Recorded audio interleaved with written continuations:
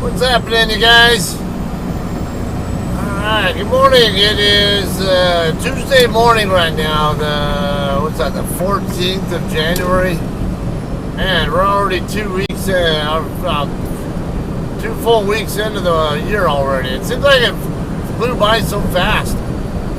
Alright, anyway, we are currently heading southbound on Interstate 83. I-83, basically, I got on in kind of in between Carlisle and Harrisburg in Pennsylvania, and we are tracking toward Baltimore. We'll be exiting way before that, though. We're going to be making a delivery to the Americold facility in on my brain part on it now. Manchester, Pennsylvania. Yeah, so that's where we're going. I have been here before once.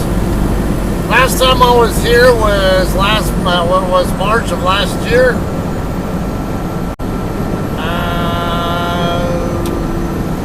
I remember I stopped in Carlisle, and then I came out here and delivered, and then went right back out to Carlisle. And I think I did a 34 or something, I don't know. But anyway, yeah, it was a decent experience last time, as I recall. Approaching a way station in 1.0 miles. Alright. Supposedly a way station up here. See, that's the only reason I even have Bitchy Betty on most of the time is especially when I'm in unfamiliar areas like right here where I don't have a real good feel for where all the way stations are and stuff. It's kind of nice when it warns me, hey, there's a way station coming up. I don't know what it's talking about though. I'm not seeing any signs. Not seeing any signs yet saying, oh, here's one right there. It's not flashing though, so. It says right there on the yellow part, enter when flashing, but it's not flashing, so won't have to go into there. Alright, anyway, we got a frozen foods load that we picked up in Russellville, Arkansas right now. That would be basically a Conagra foods load assortment there. Where did the last time I come here pick up? I don't know. It could have been at that same facility. I don't know. I didn't even bother to look at where I picked up from last time I came out here. For some reason I'm wanting to say, no, I want to say I came from somewhere else, like I don't know, Iowa or Wisconsin or who knows. I don't have any idea, but I thought I remembered coming across the Penn Turnpike last time. Today, this time around. Yeah, I've already passed it, jackass. The way station's probably the northbound one that's irrelevant to me. Anyway, yeah, I ended up this time from Russellville. I took I-40 across over through Little Rock, Memphis, Nashville, and Knoxville. And then up I-81 from there. Wasn't too bad, I guess. Actually had pretty good weather. I would have expected to see some snow along the way in Indiana or something if I'd actually gone that way. If I'd actually worked my way up toward like St. Louis and went across, but the most practical route was actually I-40 to I-81. Alright, so let's talk about something here. I got an Air Force story I can tell you guys about. Sometimes people like hearing these kinds of, I wouldn't exactly call it a war story, but sometimes people want to know what it's like, what it's like to live, whatever kind of day in the life of a military person sometimes. Now, you guys know I was an aircraft mechanic, or as we call him, a crew chief, a crew dog. When I was active duty, I was working on EC-130 aircraft. More particular, so the EC-130 is basically a variant of the C-130. The one I worked on was a special mission aircraft, one-of-a-kind unit that basically did airborne command and control. So we would basically do close air support, and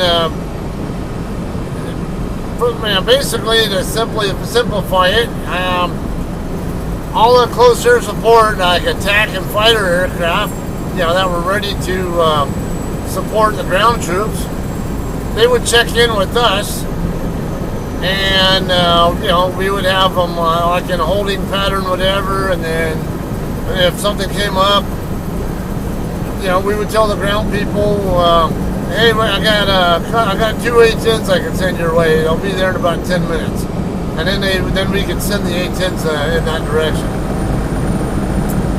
Anyway, so I'm on my way to Italy with my aircraft. But speaking of, my aircraft is it's retired now. The entire unit got deactivated, and my aircraft is now on display at they used to be called the Carolina Aviation Museum in Charlotte, but now I guess they renamed it. I don't know if they've reopened it yet, but they're going to, if they haven't already. Sullenberger Museum or something along that. I can't remember what they're calling it, but it just so happens they're calling it that because you guys might know the Miracle on the Hudson flight with Captain Sullenberger, Captain Sully.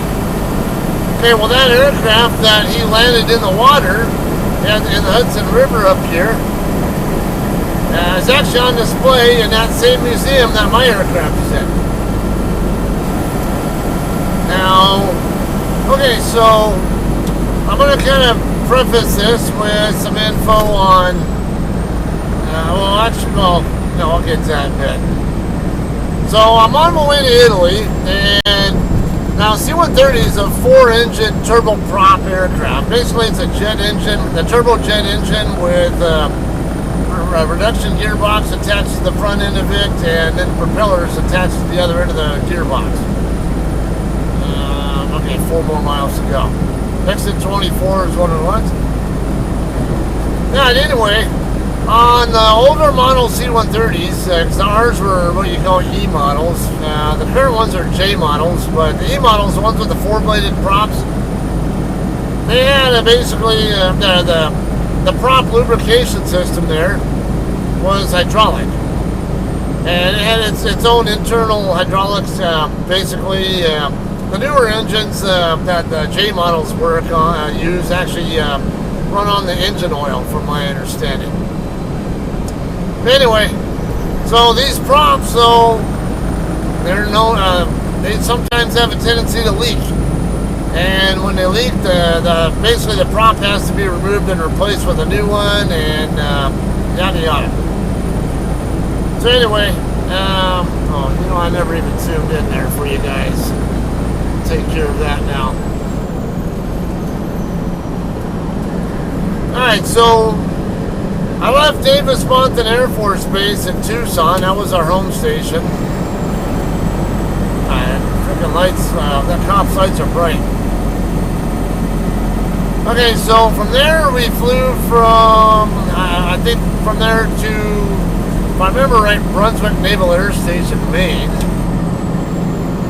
Get in over there, and now as a crew chief, I was usually out there. I was usually the guy marshaling the aircraft in and out. There were a lot of different hand signals you got to give, a lot more than just like stop, proceed toward me, or left turn and right turn. There's a bunch of other ones that I won't even go into here, but anyway. We get there to Brunswick, and we're talking about Navy guys. They're used to working on aircraft carriers, or maybe they're not used to working on aircraft carriers actually at the base, at the fixed land base or whatever. But I don't know. Maybe some of them do have aircraft carrier time on them, and they use hand signals that they're used to using on aircraft carriers that are different from what we use standard ICAO signals in the Air Force, ICAO.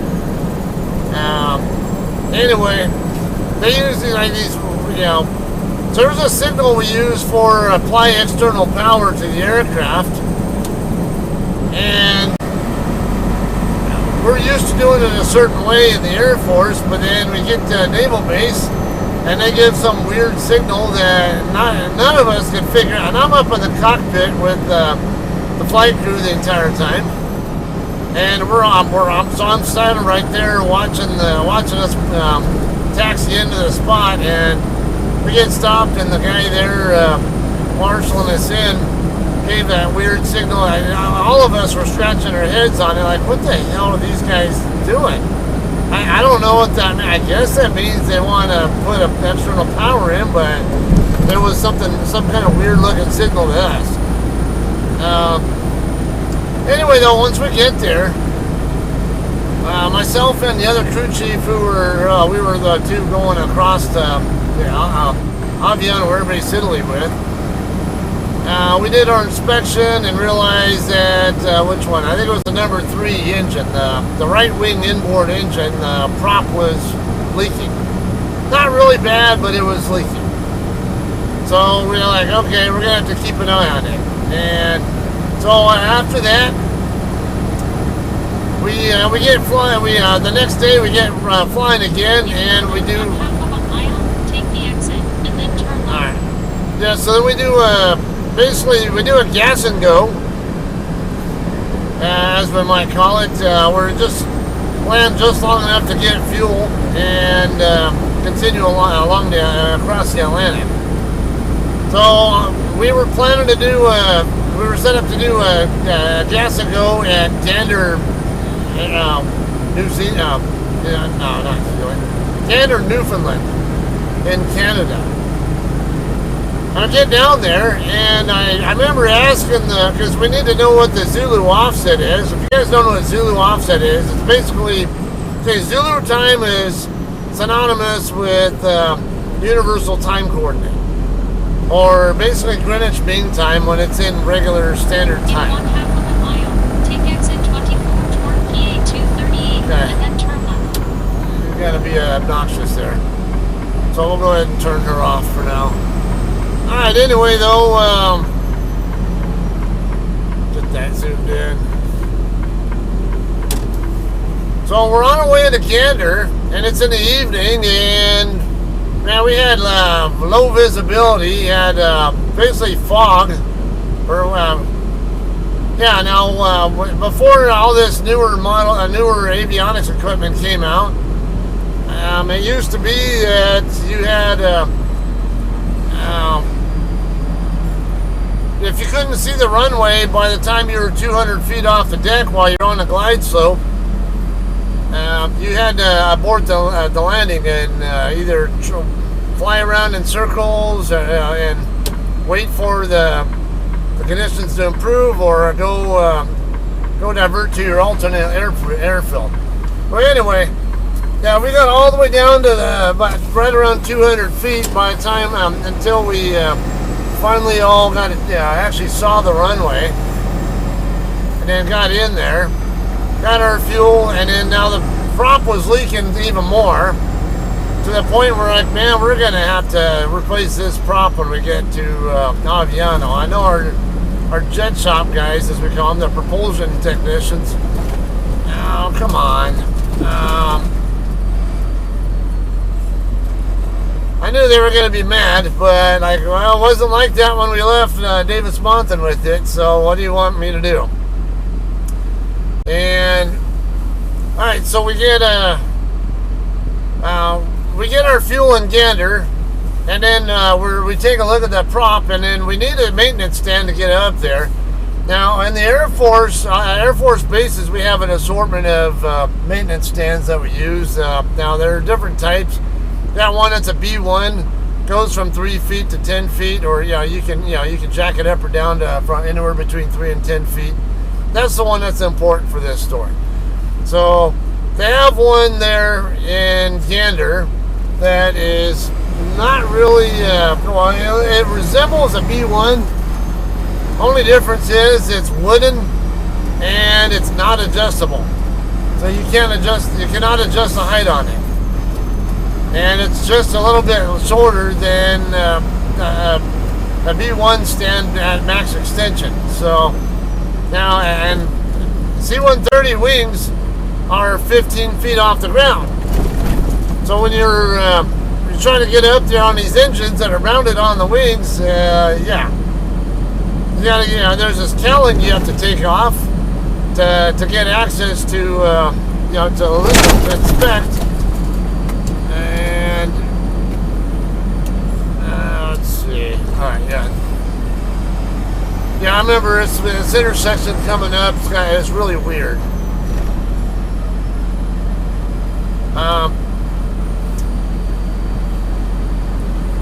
But anyway, yeah, I'm not a short guy. I'm 6'3", so I'm tall. But even for me, I could not reach the cam locks up on the top part of the cowling because the stand was too short. Okay, so this intersection, see, there's an island right there. If you're not really, especially at night, you might be inclined to think you need to go to the other side of that island, but that's actually a side street. We want to stay just on this side of that wall island thing. All right, so anyway, yeah, now I need to get up there, but I can't get the panel off if I can't get the cam locks off. Cam locks is basically kind of like a screw. It looks like a screw on the top, but you just rotate it like 90 degrees, and that's all it takes to unlatch it. And it actually stays attached to the panel. Yeah. So anyway, we get that inspection done. Well, actually, I had to go grab one of our wheel chocks. Yeah, it's supposed to be for the landing gear, and use that to get just so I could even get to the damn the panel, or get the panel off, whatever. So I'm like, yeah, this ain't good. Then we get over to now our next stop was going to be at RAF Mildenhall in England or UK. Did an overnight there, and again, we really wanted to get the prop dealt with there, especially when they have a C-130 unit there that can support us. You know, they have the equipment, they have the parts usually, and they have the personnel who are specialized in that work and stuff. So we thought we can get it replaced there, or dealt with there. But then find out that I guess they were doing some kind of exercise there or whatever, and we couldn't get their support. It's like, oh shit, alright, well this sucks. So at this point we're just, we'll just keep making sure that because we kept having to take the panel off to make sure that it wasn't low on oil, on fluid. Because if we have a problem where we get an indication of low fluid level inside the inside the cockpit, what'll happen is usually the flight crew, as a precaution, even if there's not a real issue, they'll go ahead and shut down the engine in flight and doing what you call an in-flight emergency, or IFE. Now back then they were called IFEs, but they still kind of are, I think. But now they've kind of taken on the maritime emergencies, where it's Mayday, or Pan.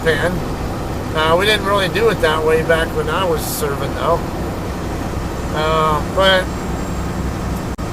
yeah, now if we got a low oil indication there, they would usually call an IFE and land it with one engine, with the affected engine shut down in flight. Yeah, just as a precaution, because they don't want to do any more damage to the engine.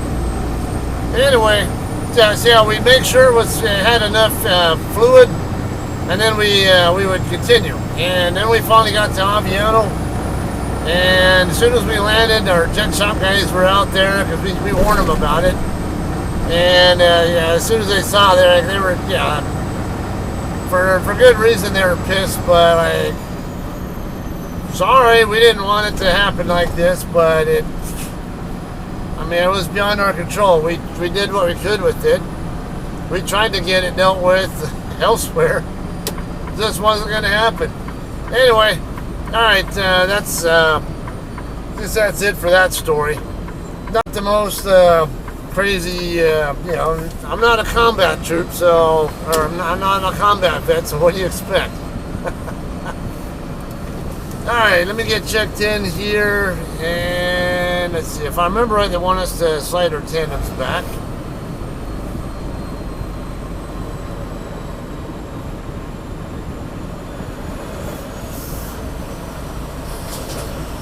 Yeah.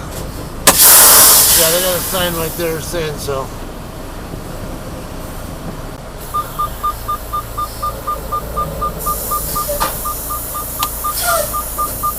Alright guys, let's get our tandem slid and we'll go check in.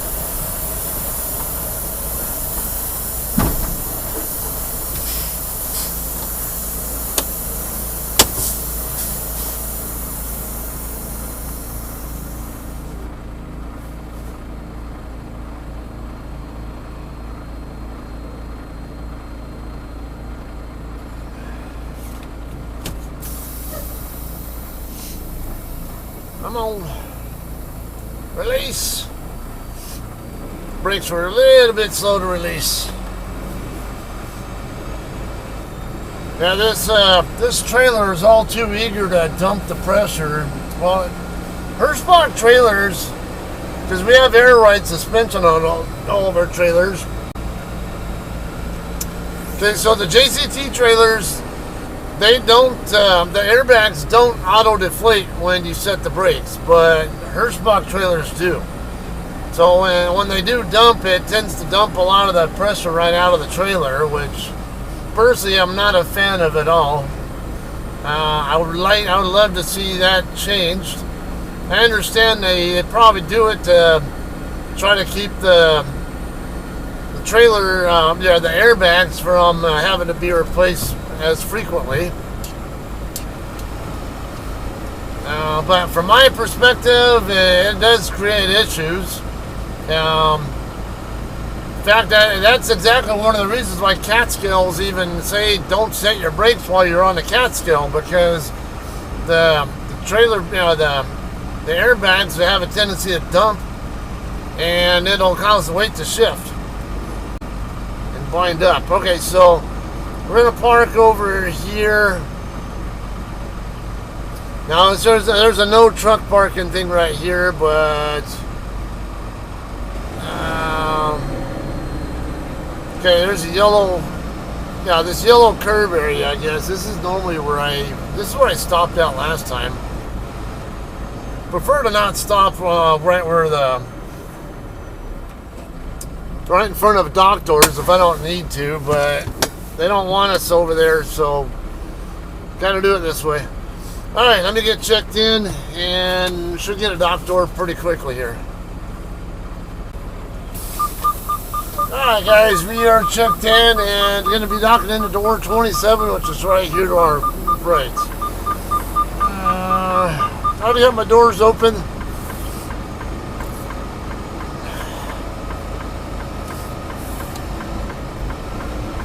We've got plenty of room here. Even if there were trucks docked in, there's adequate space here to dock with.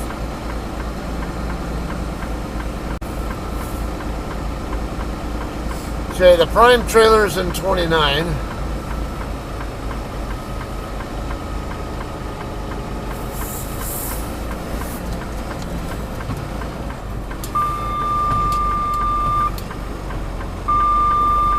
So much, my own trailer, stupid.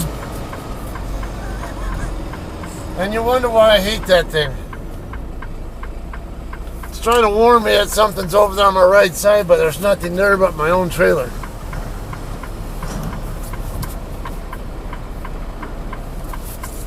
Oh.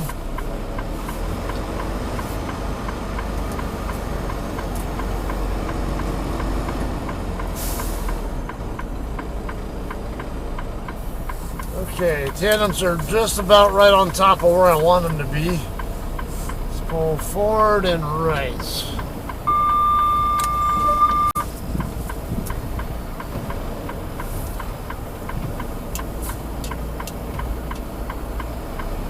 Actually, they're a little bit overshot, and now it looks like we're good.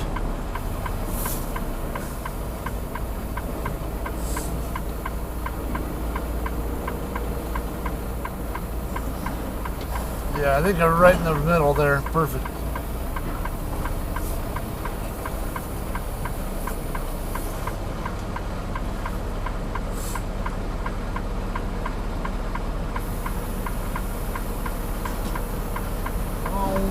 Trying to gently hit it. I knew it was coming close.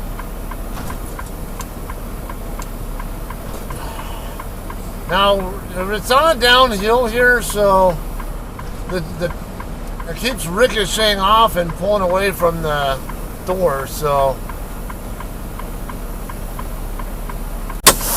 anyway, it's like it ricochets far, and then you gotta kind of gently get it in a little closer. I mean, that way I try to get it to where the ricochets are not quite as intense every time until finally it's up against there pretty solid. Alright, it is 6:41. We'll probably, last time I don't think I was here for much more than an hour or so. So I would imagine it'll probably be more of the same here, but we'll find out. So, see how it goes.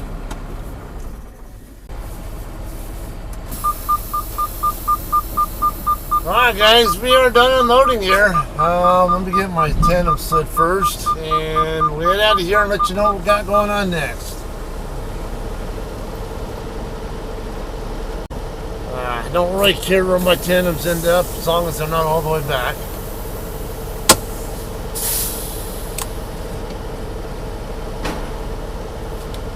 Okay.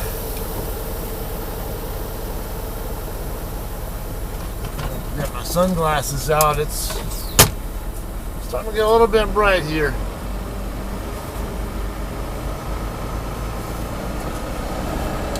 Alright, so it didn't take too long. It's about 8:30 right now, or actually 8:20. And it actually spent about a good 5-10 minutes, whatever it was, sweeping out my trailer, or what I could with it.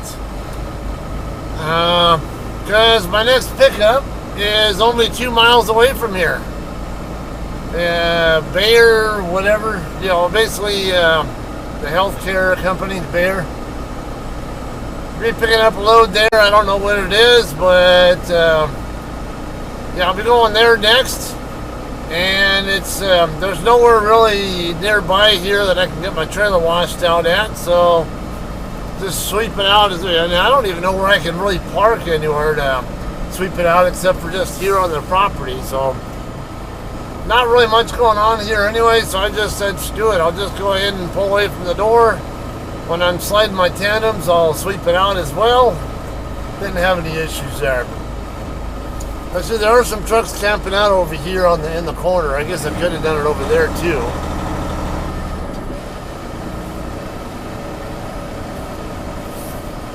But not much point in that, I guess. Okay, we're gonna put it right in front of this yard mule first, and then cut back for a good button hook there to make sure our tandems will clear this curb.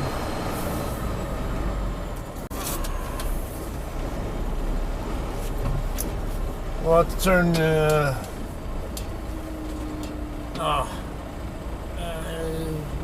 it should be good. Alright, I'm gonna turn in this gate pass and get my doors closed. Anyway, that's all I got for this, right? It's pretty quick and easy, not even a lumper fee or anything. We'll see you guys on the next one, alright? See ya.